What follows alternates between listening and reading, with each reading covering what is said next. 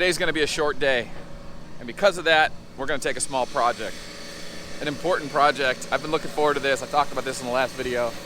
This is the last exterior wall other than the breezeway, which is kind of an interior exterior thing. This is the last wall that needs stucco. And it's a pain, right? There's just flex conduit. There's a lot of extra windows. There's gonna be a lot of molding done here. We gotta Milcor these doors because it's just a lot of uneven height here. But all this just paint damage, no big deal. We're going right over a stucco lath. All right, basically we gotta prep this wall for scratch brown and lath and all that. So that's what we're gonna do today. Just a joint effort, just smash it, 4 hours. And hopefully, a couple days from now, this whole side of the building will be done. Oh, it's gonna be awesome. Oh, it's gonna look so good. I'm excited. We've been wanting to do this for a long time.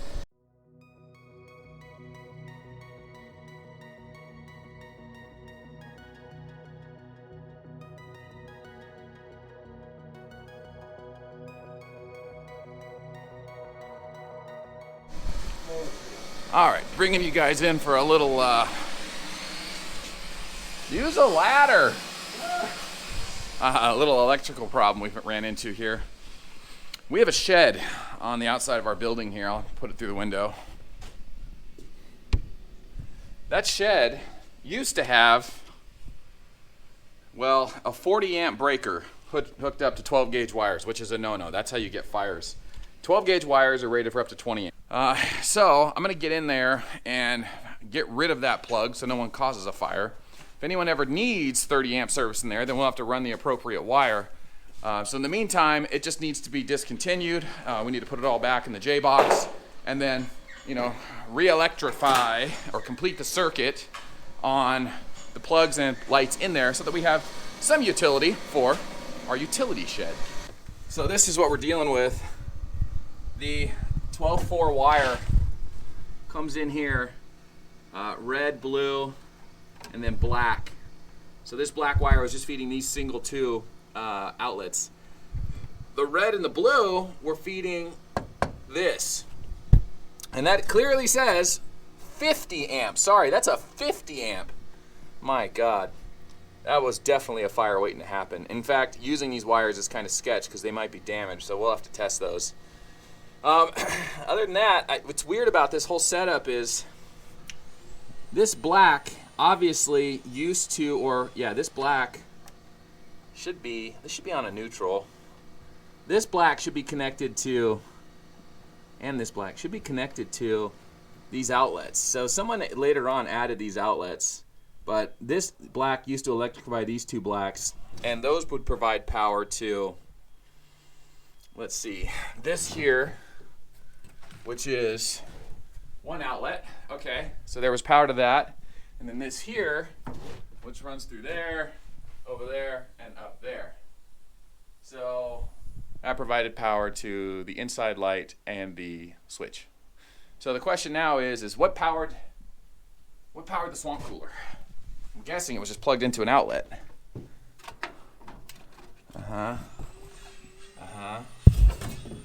Oh, there's the cord. That's it. Mystery solved. That was plugged in probably down there. So let's kind of get this thing back to safety, and then we'll see what we're dealing with.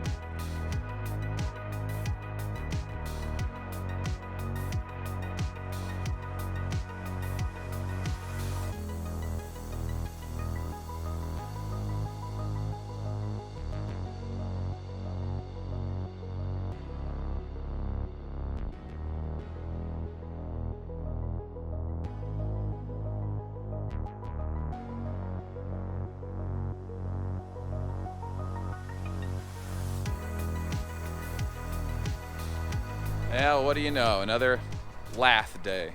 We did make some progress on the breezeway, but just to show you what we're doing, we just had to do a lot of prep to get the weep screed in, to cover up that fixture there, to get everything ready for stucco. We still got to pull that off.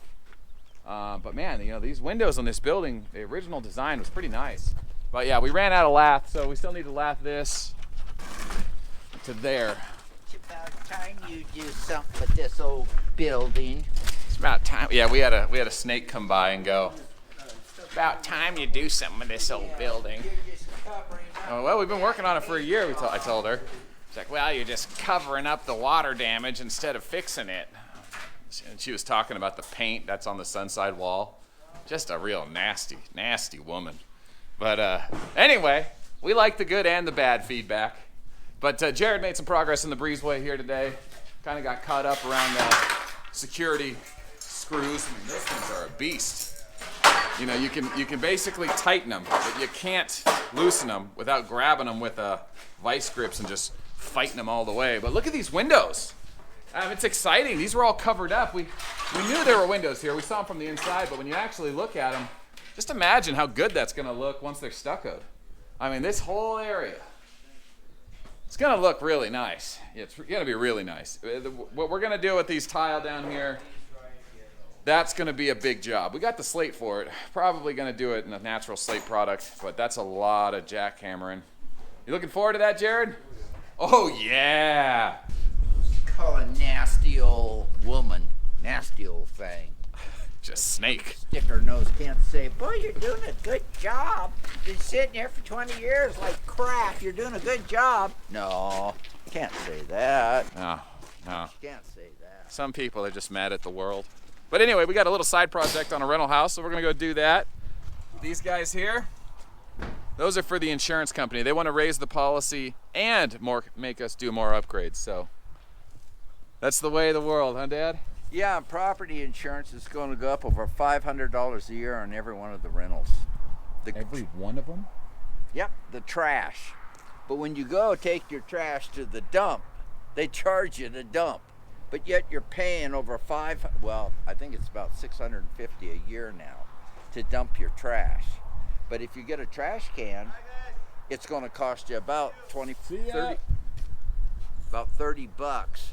a month to have a trash can. They come dump that, and if you take trash to the dump, you got to pay there. You're not supposed to. What? You don't have to pay if you have your house trash, but all of our trash is from businesses, so. Yeah, so we get charged doubly. And my policy on the other buildings went up 30%, so I'm getting new quotes. 30% for nothing. Nothing. They just want 30% more. No claims. It's ridiculous.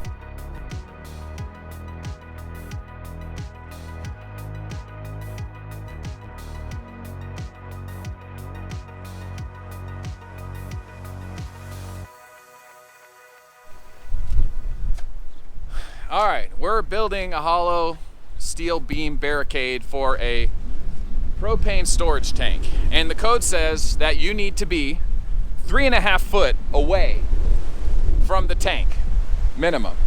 At least 3.5 foot away. And then each barricade needs to be no more than 4.5 foot apart.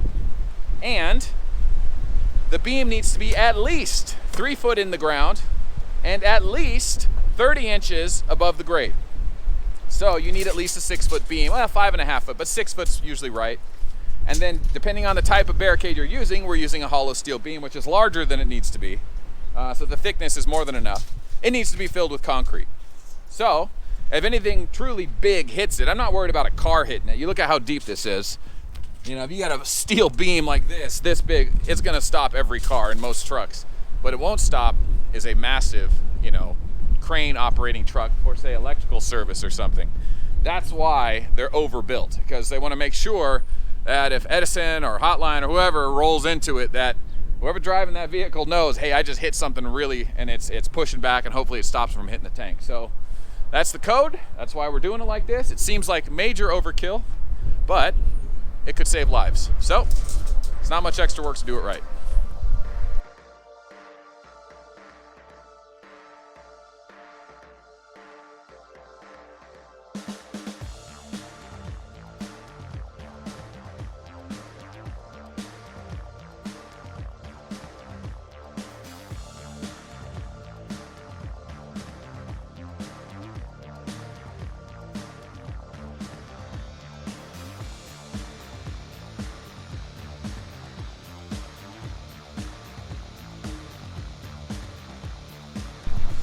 just like that, 1 hour later, hey there, it's all done. 4 beams, 3 foot in the ground, 30 inches off the ground, cemented in.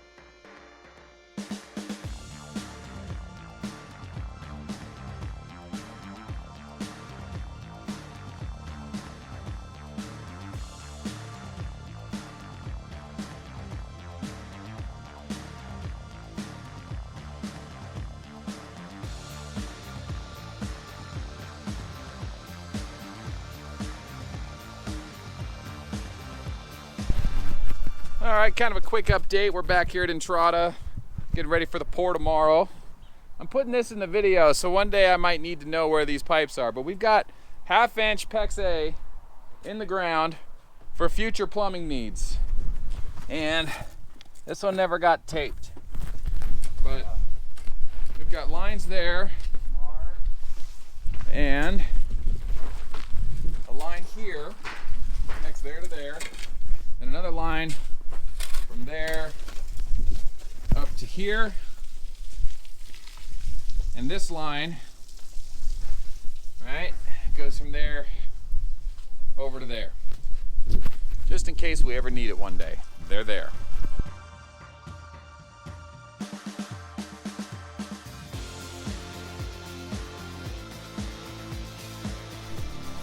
All right, another short day, and we got to get back to paperwork. So 2 half days in a row, but we're ready for the pour. So we got everything wetted down. We got our plumbing ran. We got our steel in the ground. I didn't show you that. But tomorrow, I think 9 to 10, our truck's showing up. 10 yards of concrete, and we're gonna pour that driveway, this patio, these footers, and put in these block walls all in one day. So that's it. Not too much to talk about. We did pull off a lot of the casings around the inside breezeway. There's gonna be a lot of work to do in there. I'll show more of that later. All right, this is the last day of the pour prep until, well, the next pour. All right, we'll see you on the next one.